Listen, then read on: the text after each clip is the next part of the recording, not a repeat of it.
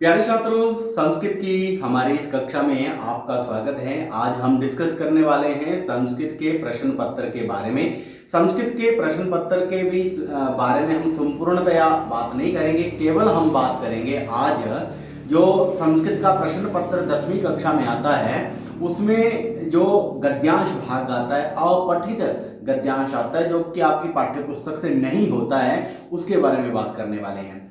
उसमें क्या होता है, उसको आपको ध्यान से पढ़ना होता है, बहुत ध्यान से पढ़ना होता है। एक बार पढ़ना है, दो बार पढ़ना है, और उसमें जो प्रश्न आते हैं, प्रश्नों का जो प्रकार होता है उसे हम आगे देखेंगे। तो वो उसके प्रश्नों के उत्तर हमें देने कैसे हैं और वो ढूंढे कैसे जाते हैं, उसके ऊपर हम बात करेंगे। तो आइए करते हैं आज की अपनी इस वीडियो को शुरू। यहाँ पर आप देखिए, महान स्वतंत्रता सेनानी ही स्वतंत्र भारतस्य प्रथमः उपप्रधानमंत्री गृहमंत्री च लौहपुरुषः सरदार वल्लभभाई पटेल महोदयः 5सप्तति अधिकम् 18तमे वर्षे अक्टूबर मासस्य 31 दिनाङ्के जन्म अलभत। प्रान्तानाम् एकीकरणे केन्द्रीयां भूमिकां निर्वहन् पटेल महोदयः अद्यापि सर्वेषां भारतवासिनां श्रद्धाभाजनं। पटेल महोदयं प्रति कृतज्ञतां प्रकटयितुं गुजरातप्रान्तस्य तत्कालीनः मुख्यमंत्री नरेंद्र मोदी महोदयः 13 अधिकं 2000तमे वर्षे अक्टूबर मासस्य 31 दिनाङ्के तस्य मूर्तेः शिलान्यासं कृतवान्। अस्याः विशालकायायाः मूर्तेः निर्माणे 5 वर्षाणां कालः उपयुक्तः।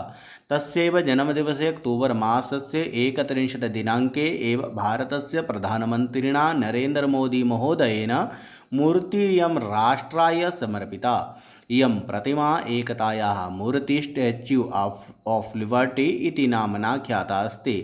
इदं स्मारकं सरदार सरोवरबन्धतः प्रायशः 3 किलोमीटर मिते दूरे साधु बैर नामके उपद्वीपे स्थितम् अस्ति। अस्याः प्रतिमायाः उच्चता 82 मीटर परिमिता अस्ति। इयं विश्वस्य उच्चतमा मूर्तिः अस्ति। मूर्तेः उच्चता पटेल महोदयस्य व्यक्तित्वस्य कृतित्वस्य च उच्चतायाः सूचिका वर्तते। तो आइए अब इसमें जो अभ्यास के प्रश्न आते हैं वो किस तरह के आते हैं। जैसे आप देखिए, भारतस्य प्रथमः उप प्रधानमंत्री गृहमंत्री च कः आसीत्। उप प्रधानमंत्री गृहमंत्री, तो सबसे पहले आप पैराग्राफ को देखिए, यहाँ से शुरू होता है। यहाँ पर लिखा है उप प्रधानमंत्री गृहमंत्री च लौह पुरुषः सरदार वल्लभ भाई पटेल महोदय। तो ये हमारा जो है उत्तर है यहाँ पर इस प्रश्न का। आगे चलें, दूसरा प्रश्न हम देखें। तो दूसरा प्रश्न आप देखें कि पटेल महोदयः कस्मिन् केन्द्रीयां भूमिकां निर्व्यूढवान्। अब ये जो पंक्ति है इसको आप ढूंढिए, कहाँ पर है ये पंक्ति। तो क्या है यहाँ पर, कहाँ इसका उत्तर आपको मिलेगा। तो यह है भूमिकां निर्वहन, है ना। तो यहाँ पर आप लिखेंगे प्रांतानाम एकीकरणे, यह इसका उत्तर है, प्रांतानाम एकीकरणे। ऐसे दूसरे प्रश्न का तीसरा प्रश्न देखिए, नरेंद्र मोदी महोदयेन मूर्तिः कस्मै समर्पिता। कस्मै समर्पिता, तो इसका उत्तर कहाँ मिलेगा आपको।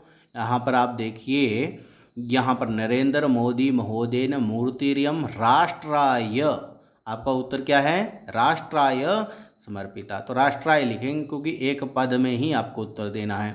अगला प्रश्न है, पटेल महोदयस्य प्रतिमा केन नामना ख्याता, किस नाम से ख्यात है।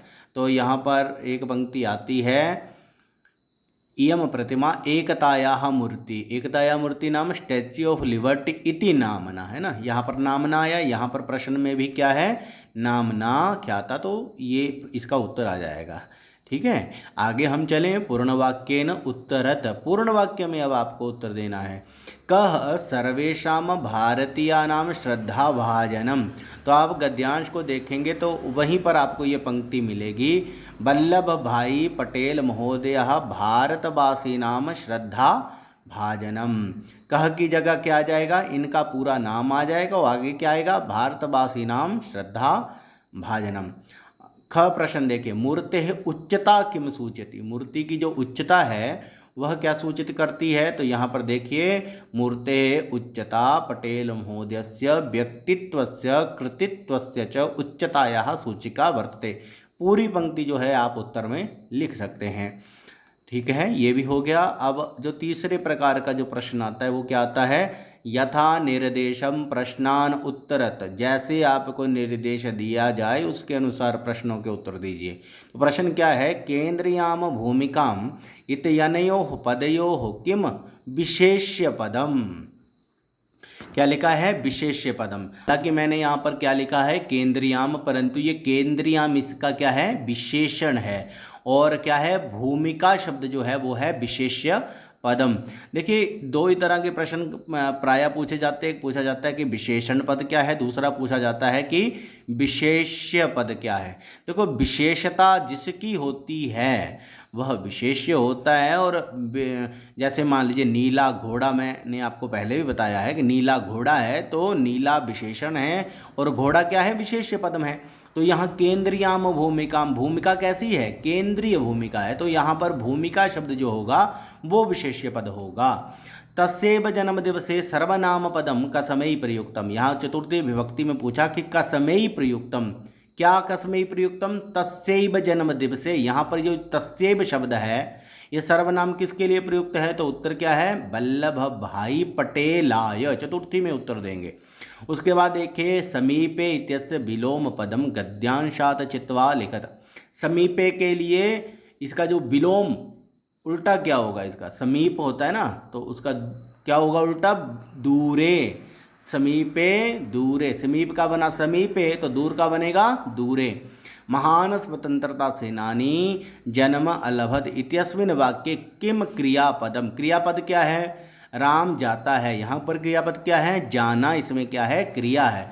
तो अब देखो, महान स्वतंत्रता सेनानी जन्म अलभत, जन्म लिया, तो ये क्या है? क्रियापद क्या है?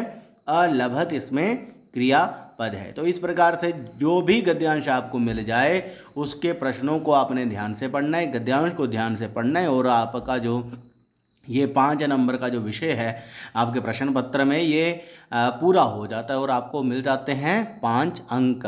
तो इस प्रकार की वीडियो को आगे भी देखने के लिए हमारे चैनल को आप सब्सक्राइब कर सकते हैं, हमारे साथ जुड़े रह सकते हैं। जय तु संस्कृतम, जय तु भारतम।